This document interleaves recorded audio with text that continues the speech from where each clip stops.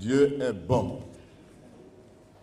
Sa bonté dure toujours, sa fidélité de génération en génération. Peuple de Dieu, peuple de El Bethel, Lokoido, que Dieu vous bénisse. Amen. Vous savez, vous êtes merveilleux. Et nous avons les meilleurs groupes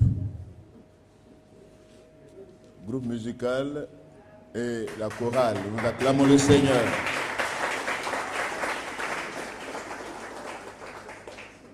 Quand nous venions à Lokoido, c'était dans la difficulté qu'on arrivait ici à Lokoido. Mais vous nous avez accueillis. Et nous sommes très fiers de vous. Et nous sommes à l'aise parmi vous. Nous sommes là avec vous et nous servons le Seigneur. Voyez-vous, là où ton cœur est, aussi Dieu te bénit là, dans ce lieu. Dieu nous bénit ici à Lokoido. Malgré, envers et contre tout, nous sommes bénis à Lokoido. Dans cette semaine, j'ai expérimenté quelque chose qui m'a marqué. Voyez-vous, l'Église a besoin des pères spirituels. Ce dont l'Église a aujourd'hui besoin, ce sont des pères. L'Église, le corps de Christ, a besoin des pères spirituels. Même les ministères que nous sommes, nous avons besoin des leaders qui ont le cœur de père. Et dans cette semaine, j'ai été marqué. Vous voyez souvent les pasteurs que nous sommes, on a aussi besoin d'entendre d'autres personnes parler. Il y a des chaînes de télévision, j'ai zappé une chaîne de télévision, une deuxième chaîne de télévision, mais ils font la publicité d'autres choses. Il y a une chaîne qui fait la publicité d'Israël, du pèlerinage en Israël. Ça ne m'a pas intéressé. Je suis parti sur notre chaîne, on parle d'autre chose. Mais quand j'ai zappé Impact TV, c'est comme si Dieu me parlait directement. J'ai été comme bloqué là sur cette chaîne. Et la prédication qui était apportée, l'enseignement qui était apporté sur le leadership m'a intéressé. Ce jeudi-là, j'ai été vraiment impressionné par ces prédicateurs. Voyez-vous, le pasteur Karambiri est un père de l'Église. Le pasteur Karambiri, qui est au Burkina Faso, un ministère qui a fait ses preuves, un ministère qui a impacté sa nation et qui impacte toute l'Afrique et même le monde entier. Dans le monde francophone, cet homme est réellement un homme de Dieu, un père de l'Église. Ce n'est pas comme les prédicateurs qui bavardent, mais quand il enseigne, tu vois Dieu te parler directement. Ça m'a marqué, ceux qui ont suivi le jeudi, vraiment. Et on va maintenant revenir sur ça ce matin. Et puis encore le vendredi. Cette chaîne-là, je vous la recommande. En tant qu'enfant de Dieu, au lieu de passer du temps à la maison, il y a des chaînes aujourd'hui qui font du mélange, même qui sont implantées en Côte d'Ivoire, qui font du mélange. Mais cette chaîne Impact TV est une chaîne qui parle du royaume des cieux. Amen. C'est le royaume des cieux. Et il est un père pour l'Église. Un véritable père pour l'Église. J'ai traversé des moments difficiles ces derniers temps, mais sa prédication m'a relevé. Amen. Ça m'a boosté, ça m'a fortifié, ça m'a renouvelé. Dans un pays comme le Burkina Faso, un pays pauvre, mais regardez son œuvre. Regardez son œuvre. En Côte d'Ivoire, si nous avons des pères spirituels, le pasteur Odrago Adama, qui est à Cocody, qui a une église de 4000 membres, qui impacte sa génération. Des hommes de Dieu, de telle trempe, on en a aujourd'hui besoin. Alléluia. Donc, ne soyez pas étonnés de me voir ce matin devant vous, renouvelé. Alléluia. Renouvelé. C'est ce dont on a besoin. L'Église a besoin des pères spirituels. Le corps de Christ a besoin des pères spirituels et non des maîtres. Amen. L'Église a besoin des pères spirituels et non des maîtres. Les ministères ont besoin d'être encouragés, d'être édifiés, d'être consolés dans la marche. C'est de ça que l'Église a besoin aujourd'hui. Que Dieu nous bénisse. Et le Koiro m'a accueilli, nous a accueillis bien sûr. Le Koiro, c'est comme un lieu de refuge pour nous. Un lieu de sécurité pour nous. Et nous vous bénissons. Alléluia. Que Dieu vous bénisse. Nous sommes à la fin des temps. Nous vivons des temps difficiles. Des temps d'apostasie et de séduction. Mais ce matin, j'aimerais lire le lecteur de la Bible avec vous ce matin. Et nous nous retrouverons le mardi soir. Quels sont ceux qui seront là le mardi soir? Mardi soir. Voyez-vous, quelques doigts qui se lèvent. Mardi soir à l'étude biblique. Nous vous encourageons à être réguliers aux études bibliques, aux réunions du soir. Le texte du jour que je n'avais pas prévu, mais sur lequel Dieu veut que j'intervienne ce matin, Apocalypse chapitre 7, que nous lisons ensemble. Le texte du jour dans le lecteur de la Bible. Apocalypse, le chapitre 7, versets 1 à 17, que nous lisons avec respect. Apocalypse, chapitre 7, versets 1 à 7, à 17, pardon.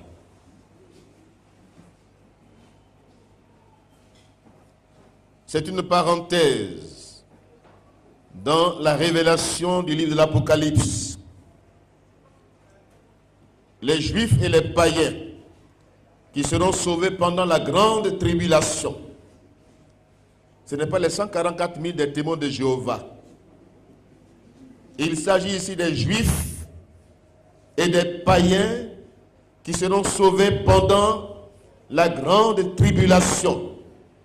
Le reste des Juifs qui seront marqués du sceau et la multitude des païens sauvés pendant la grande tribulation.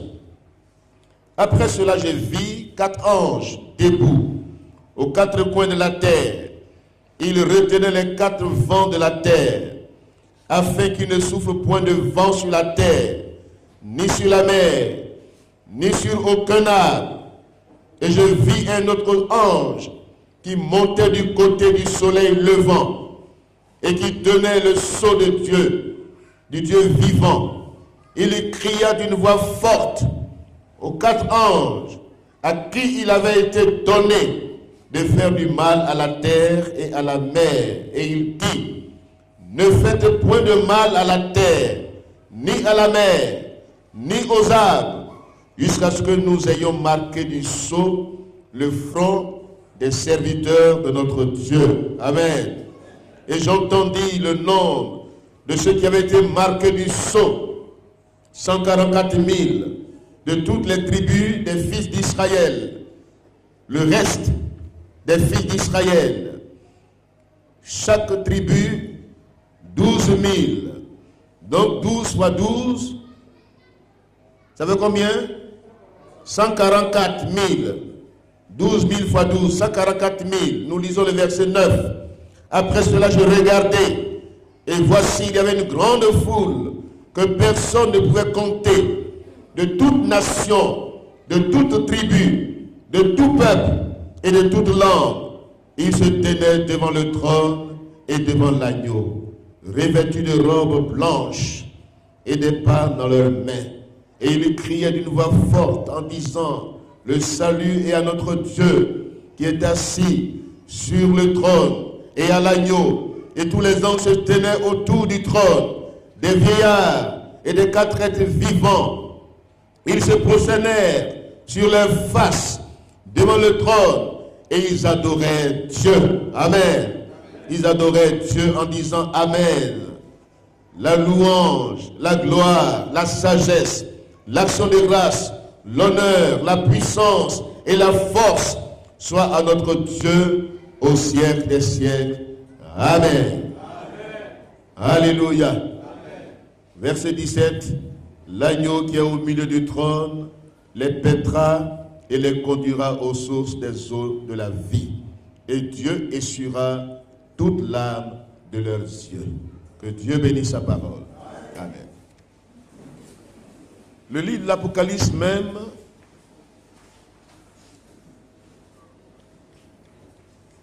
qui a pour signification révélation des choses à venir. Il annonce les événements qui amèneront le monde ou bien l'histoire de l'humanité à son terme. Il est la conclusion de la Bible. Il est l'aboutissement de toutes choses. Le livre de l'Apocalypse que beaucoup veulent exclure de la Bible. C'est un livre gênant. Un livre qui est terrible dans ses révélations. Non seulement il annonce les événements qui amèneront l'histoire de ce monde à son terme, mais surtout il comprend la révélation du Seigneur Jésus-Christ. Alléluia. Lors de sa seconde venue, les évangiles nous ont présenté un Christ qui était dans l'humanité. Un Christ qui s'est identifié à l'humanité. Mais Apocalypse nous présente un Christ vivant et tout-puissant, qui est Seigneur, qui vient bientôt et qui vient dans toute sa gloire et sa puissance. Quand Jean l'a vu, Jean est tombé sur sa face. Ce n'est pas le même Jésus avec lequel il a marché.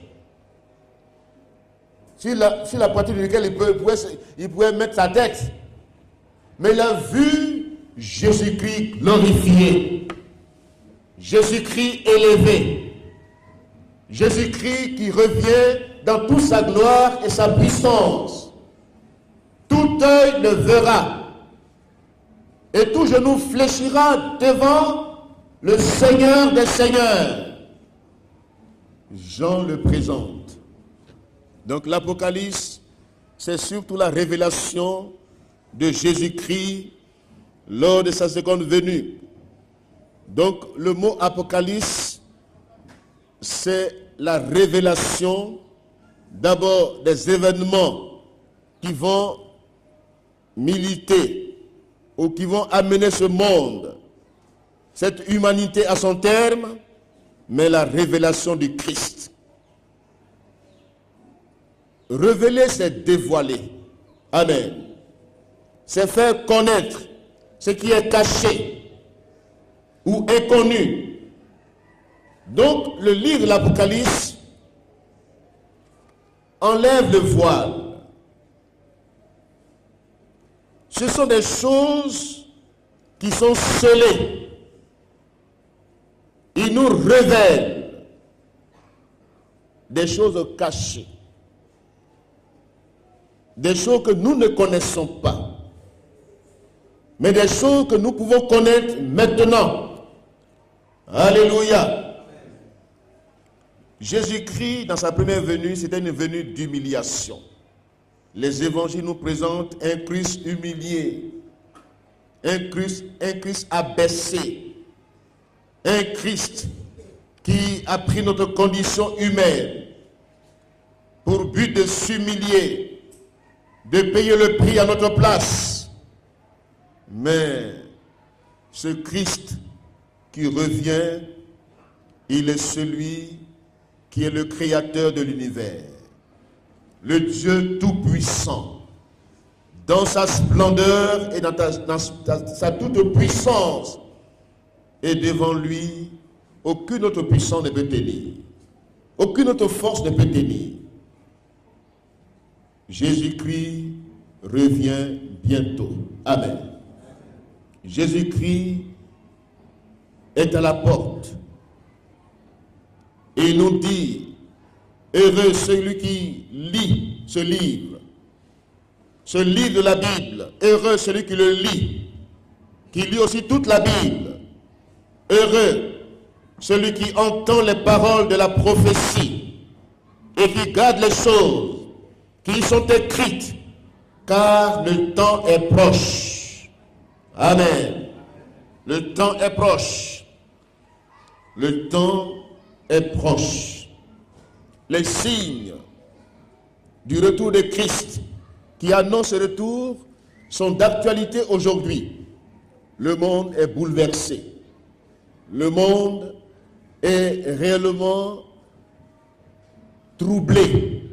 Plus que jamais, les catastrophes qui se multiplient dans le monde sont des signes de sa fin prochaine. Le monde vit ces derniers instants sur la terre. Sinon, ce monde va à son terme. Et c'est de cela que le livre de l'Apocalypse nous parle. Ce matin, nous voulons comprendre en profondeur ce que l'apôtre Jean nous dit. Ce livre nous révèle la gloire de Jésus-Christ. Alléluia. Christ est présenté comme le prince des rois de la terre, l'époux et le chef de l'Église. Apocalypse 1, verset 5. Jésus est le prince des rois de la terre. Apocalypse 2, verset 1. Au chapitre 3, verset 22. Jésus-Christ est le chef de l'Église, le lion de la tribu de Juda. Alléluia. L'agneau qui a été immolé, le souverain sacrificateur, le Seigneur des seigneurs. L'Apocalypse est divisé en 3 parties.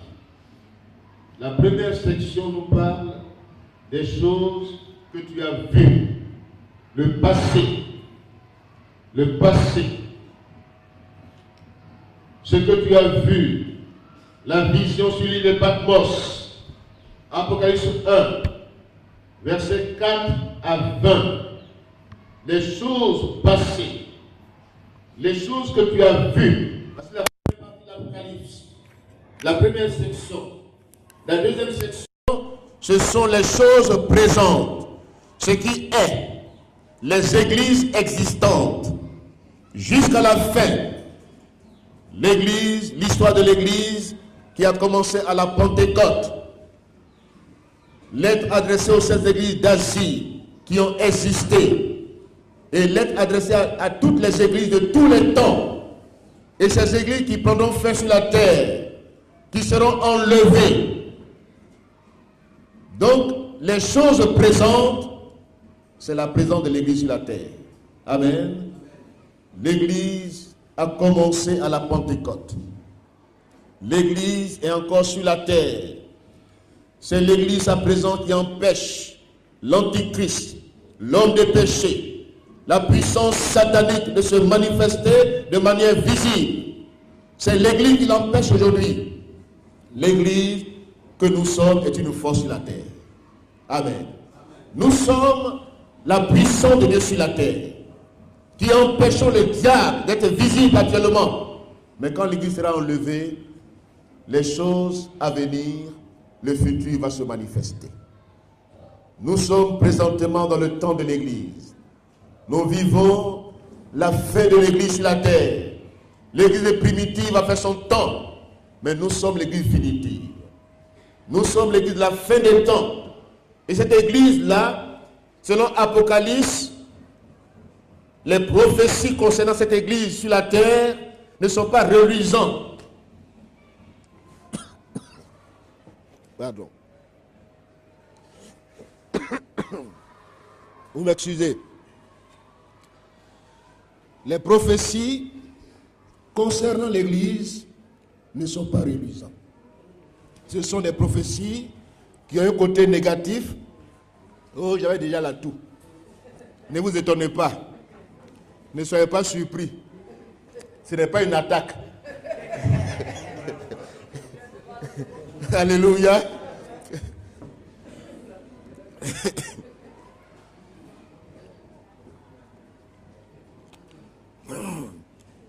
De toute façon, on me suit de loin. Mais je suis invulnérable. Alléluia. Donc nous sommes l'église de la fin des temps.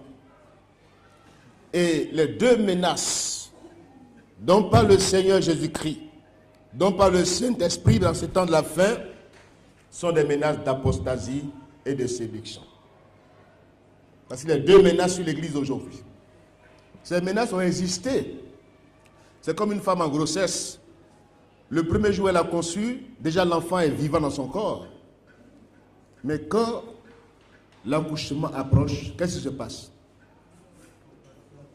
Les contractions s'accélèrent. Sinon, l'apostasie a existé de tous les temps. La séduction a existé de tous les temps. Mais comme nous approchons vers l'accouchement, les contractions s'accélèrent. Les douleurs de l'enfantement se manifestent. Amen. Donc nous sommes dans ce temps de douleurs, du commencement des douleurs sur la terre et des douleurs dans l'église. Des douleurs dans l'église. Nous vivons des temps difficiles. Le monde vit des temps difficiles. Mais l'église aussi vit des temps difficiles. C'est pourquoi ce matin, le thème qui nous a été présenté ce matin d'après les 7, Dieu va marquer la différence. Amen. Amen. Dieu va marquer sa préférence pour ses serviteurs qui sont fidèles. Dieu va marquer sa préférence. Nous reviendrons en détail sur le livre d'Apocalypse. Revenons au chapitre 7. Les Juifs marqués du sceau. Le reste des Juifs que l'apôtre Paul présente dans Romains chapitre 11. Ce reste de ce peuple qui est resté intact, pur, saint, sera marqué du sceau de l'Esprit de Dieu. Mais aussi la multitude des païens qui va vivre la grande tribulation. La grande tribulation. Cette grande tribulation est à nos portes aujourd'hui. L'Église va passer aussi par des moments difficiles. L'Église va traverser le feu de l'épreuve pour épurer nos vies, pour sanctifier l'Église. Cette Église que Jésus vient chercher ne sera pas une Église tachetée, une Église qui se confond au monde. Mais Dieu va séparer son Église. Et dans la séparation, il y a la douleur. Ceux qui veulent vivre pieusement seront persécutés. Il y a une persécution physique, morale, spirituelle, dans tous les domaines. Les vrais croyants, même dans ta famille, tu seras rejeté. Tu seras persécuté. Dans l'église, tu seras rejeté, persécuté. Tu vas souffrir. Mais Dieu est avec toi dans l'épreuve. Tu n'es pas seul. Jésus-Christ est dans ton cœur. Jésus-Christ est avec toi. Il ne t'abandonnera jamais. Ne sois pas surpris de la fournaise que tu peux traverser. Nous serons tous éprouvés d'une manière ou d'une autre. Nous serons éprouvés. Mais la grande tribulation ne concerne pas l'Église. Amen. Il y aura des tribulations. Il y a des antéchrists aujourd'hui.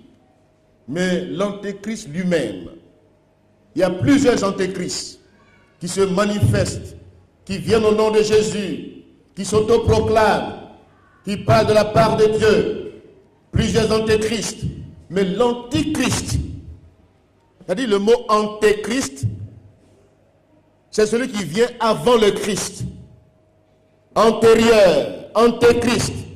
Il y a plusieurs antéchrists qui sont présents sur la terre. Les faux prophètes, les faux ministères, les faux docteurs, les faux apôtres, les séducteurs sont des antéchrists. Mais l'antichrist, c'est-à-dire celui qui est contre Christ, viendra avant le retour de Christ. Amen. Et lui va s'implanter sur la terre. Il va séduire le peuple d'Israël. Le peuple juif sera séduit. Il va s'asseoir dans le temple quand l'église sera enlevée. 3 ans et demi de sommet de paix sur la terre. Mais les 3 autres années et demie qui suivront, ce sera la grande tribulation sur la terre. Parce que ce sera un visage découvert. Mais nous serons dans les cieux. Alléluia. Nous serons enlevés. Et c'est là que Jésus-Christ va essuyer les larmes de nos yeux. Tes souffrances actuelles, Jésus-Christ va te consoler. Alléluia. Accepte de souffrir aujourd'hui. Les épreuves difficiles que tu traverses. Il y a un temps où tu seras consolé. Les noces de l'agneau qui dureront 7 ans dans les airs, les croyants seront enlevés. Et sur la terre maintenant, c'est là que l'antichrist va régner. Un temps limité, un temps court. Et c'est pourquoi la Bible dit malheur à la terre, malheur à la mer, car le diable est descendu, animé d'une grande colère. Il y a une trinité diabolique, la bête, le faux prophète, l'antichrist. Cette trinité diabolique va régner sur la terre, va s'imposer par la force, va même s'aimer réellement une autre adoration dans le temple de Dieu.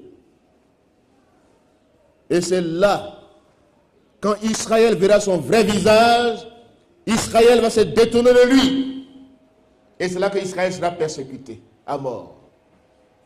Les Juifs, toutes les nations de la terre vont se lever contre Israël. Ceux qui vont aujourd'hui en pèlerinage, ce n'est pas le temps.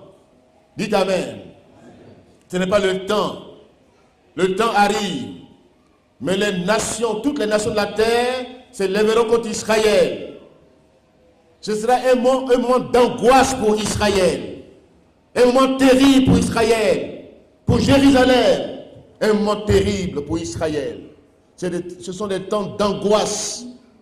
Des temps terribles. Si ces temps n'étaient pas abrégés, Dieu va abréger ces temps pour ne pas qu'Israël soit perdu. Dans Matthieu chapitre 24, c'est d'eux qu'il s'agit. Si ces temps n'étaient pas abrégés, ils ne seront pas sauvés. Et ces temps seront abrégés. Ça durera 7 années. 7 années terribles, de douleur, de cris. Ils pousseront des cris au Seigneur. Et Jésus et l'Église, qui sont dans les airs, descendront sur la terre. Alléluia. L'Église et Jésus-Christ descendront sur la terre. Alléluia. Alléluia. Avant ce retour glorieux, où Jésus-Christ va mettre fin au règne de l'Antichrist, où il sera jeté dans les temps de feu et de soufre, où le diable lui-même sera lié pendant 1000 ans. Jésus-Christ va régner à Jérusalem pendant ce temps-là. Et c'est là que les nations viendront à Jérusalem pour l'adorer. Mais pour l'heure, Dieu veut des adorateurs qui l'adorent en esprit et en vérité. Dieu te cherche comme adorateur. Et c'est dans ce temps d'angoisse, de persécution, les Juifs qui diront non à l'Antéchrist, c'est eux qui seront marqués du sceau de Dieu. Et les païens qui vont se convertir pendant ce temps, même si l'église n'est plus là, même si le Saint-Esprit n'est plus là, mais qui vont quand même, il y aura des rétrogrades parmi. Oh, je ne sais pas quel temps, mais c'est un temps qui est encore à venir. Ce n'est pas pour nous. Il ne faut pas dire j'attends ce temps pour me repentir. Il peut être trop tard. N'attends pas ce temps. Le Saint-Esprit va partir avec l'église. L'église sera enlevée. Même si toi-même tu dis maintenant je vais confesser Christ, vraiment, ce sera difficile. Le diable, l'antéchrist sera devant toi avec sa fourche mise au feu pour dire, toi tu dis que tu veux être chrétien, tu peux confesser Christ, il ne va pas te tuer du coup. Il t'arrache un œil. Il dit, tu veux encore confesser Christ? Tu vas dire, ah non, pardon. Les deux yeux. Il dit, tu veux encore confesser Christ? Il coupe ta langue. Tu peux confesser encore Christ? Il coupe ton bras. Il ne va pas te tuer tout d'un coup. Il va te faire souffrir. Et tu vas renier le Christ. N'attends pas ce temps pour te repentir. C'est maintenant le temps de la repentance. Quand Dieu parle, c'est maintenant, c'est aujourd'hui. Tu ne sais pas combien de temps il te reste même à vivre sur la terre. Saisis la main de Dieu aujourd'hui. Répands-toi de tes péchés aujourd'hui. Amen. Donc c'est de ce temps dont parle Apocalypse chapitre 7, où les Juifs qui vont résister à l'Antéchrist, où les païens qui vont être traités de manière inhumaine, désagréable. C'est ce faible reste-là dont il est question ici.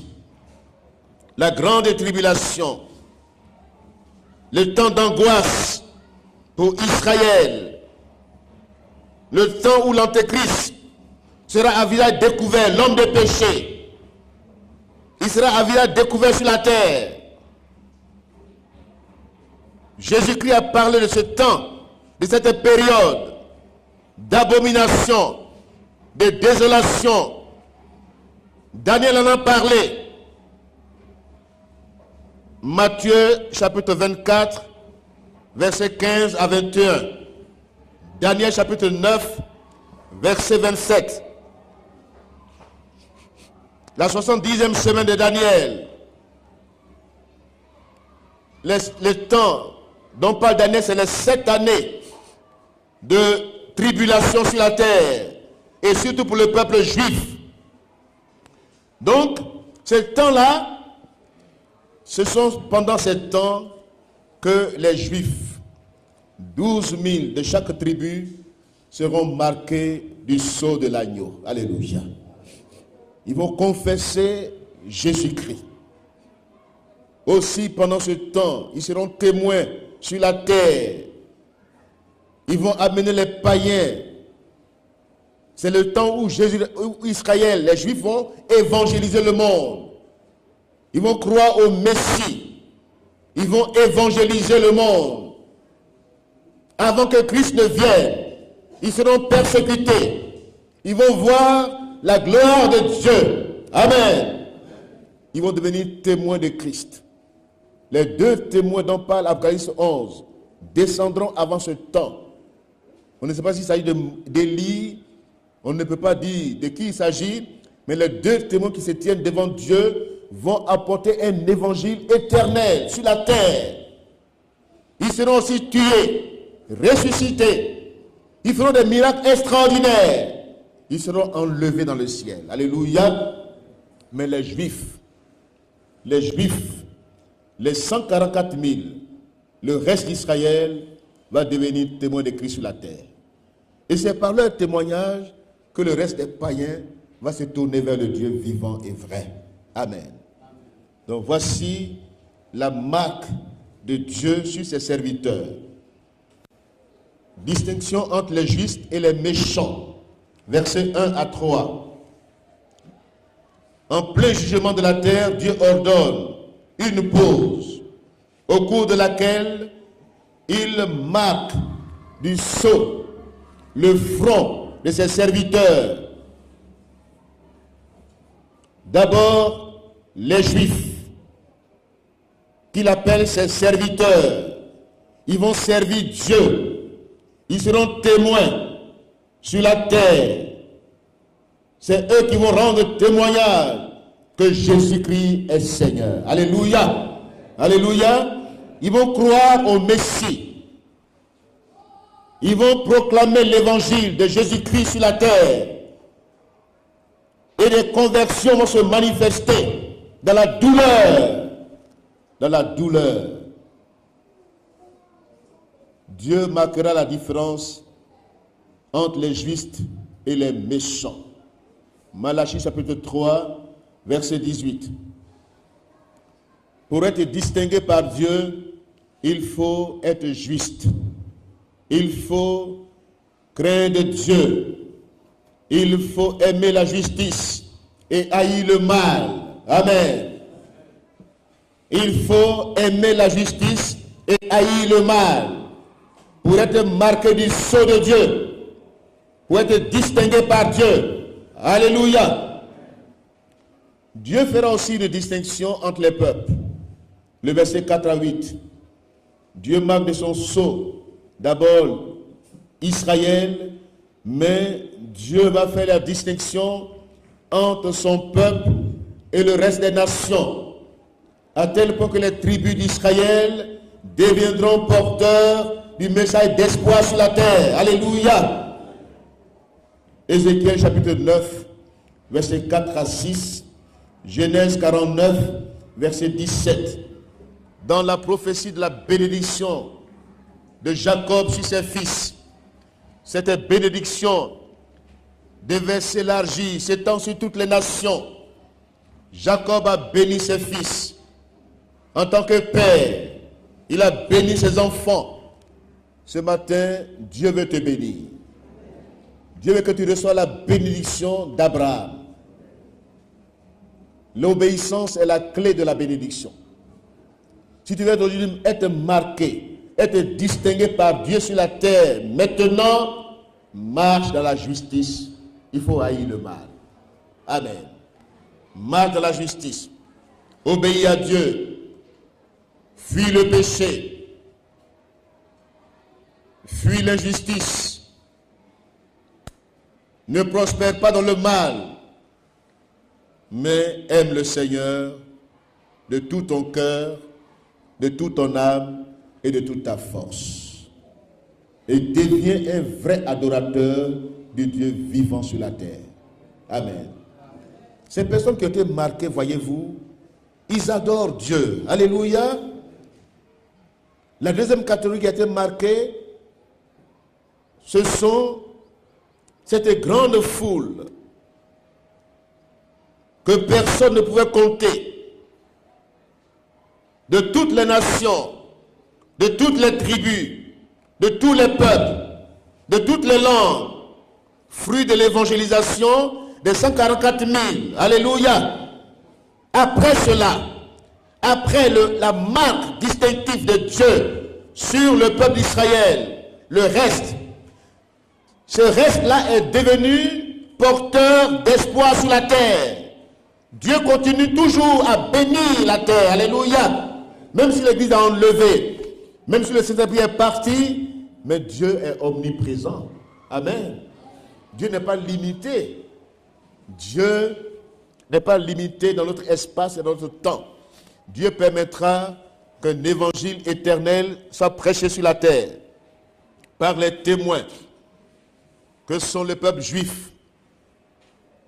Et le fruit de ce témoignage, c'est cette grande foule, alléluia, de toutes les nations, de toutes les tribus, de tous les peuples, de toutes langues. Ils se tenaient devant le trône et devant l'agneau, revêtus de robes blanches et des palmes dans leurs mains.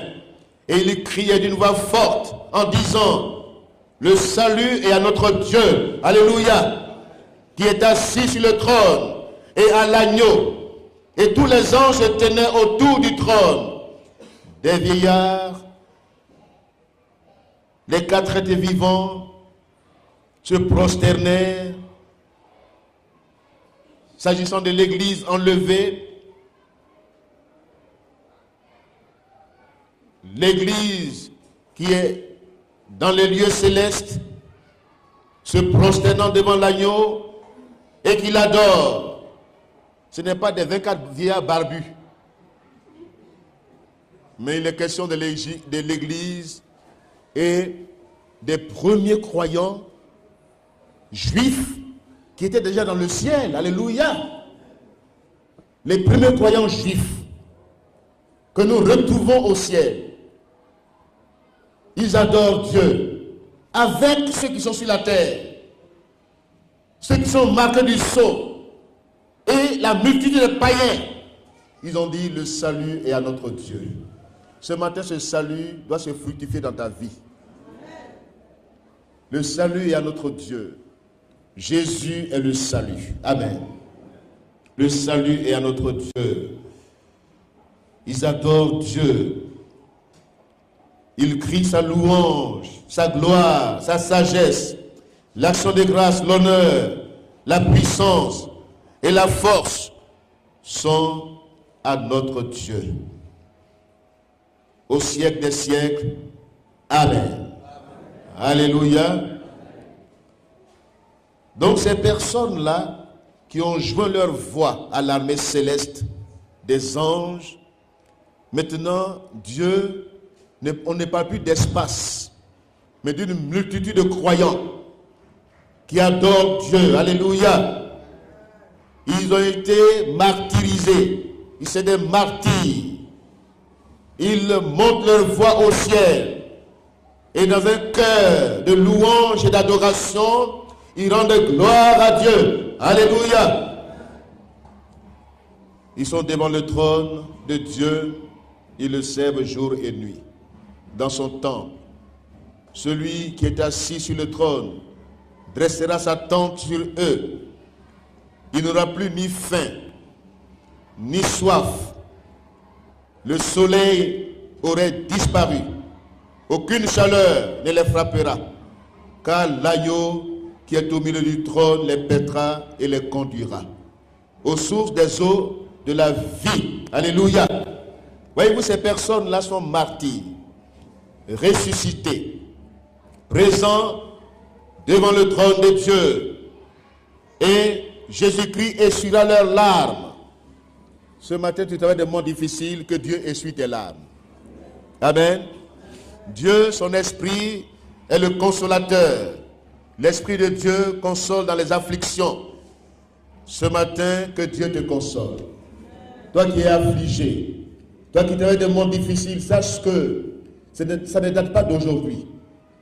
Les persécutions ont toujours existé, existeront toujours et atteindront leur point culminant au retour de Christ, la grande tribulation. Mais ceux qui sortiront de cette grande tribulation, ce sont des adorateurs de Dieu. Nous qui sommes là ce matin, nous n'attendons pas la grande tribulation ni la fin du monde. Nous attendons que Christ nous enlève sur la terre. Que Christ nous enlève aujourd'hui. Soit de ceux qui seront enlevés avec le Seigneur. Et tous ceux qui seront enlevés dans les cieux, en attendant, et qui vont descendre avec Christ sur la terre, il va les consoler d'abord aux noces de l'agneau. Soit de ce nombre de personnes qui seront consolées aux noces de l'agneau. Ce matin, Dieu te dit, il marque la différence aujourd'hui. Il est en train de mettre un peuple à part. Distingue-toi. Mets-toi à part. Quand Dieu te met à part, toi-même mets-toi à part toi-même. Il y a une double consécration. Dieu t'a mis à part, mais toi-même accepte de te mettre à part. Ne te conforme pas au siècle présent, mais que ton intelligence soit renouvelée ce matin. Que tu donnes ta vie comme une offrande au Seigneur, un sacrifice vivant sur son trône, sinon sur son autel. Ton corps, ton âme, ton esprit soient au service de Dieu. Dieu t'attend dans cette adoration. Dieu t'attend aujourd'hui dans une vie consacrée à lui. N'attends pas les temps à venir. Maintenant, Dieu te parle que ta vie soit mise à part pour le Seigneur aujourd'hui. Cherche Dieu aujourd'hui. Adore Dieu aujourd'hui. Tu n'as pas besoin d'aller ailleurs pour dire c'est là-bas que Dieu est présent. Dieu est présent dans ton cœur. Sois conscient de la présence de Dieu dans ton cœur. Ton corps est le temple du Saint-Esprit. Deviens un vrai adorateur de Dieu qui adore Dieu en esprit et en vérité. Christ revient bientôt. Christ est en train de préparer cette église qu'il va enlever bientôt. Il veut la mettre à part. Il veut la sanctifier. Une église sans tache, ni rire, ni rien de semblable. Une église où des chrétiens qui aiment la justice, qui aiment la vérité, qui vivent dans la sanctification, qui se séparent du mal, c'est eux qui seront enlevés. Jésus-Christ revient dans une double étape. Il revient premièrement, il ne sera pas vu sur la terre, il sera seulement vu des rachetés. Amen. Il va les enlever. Il va surprendre le monde, soit de ceux qui seront enlevés, soit de ceux qui n'ont pas la première résurrection. Même ceux qui sont dans la tombe là vont ressusciter. Alléluia. Ils vont nous devancer dans les lieux célestes à la rencontre de l'époux.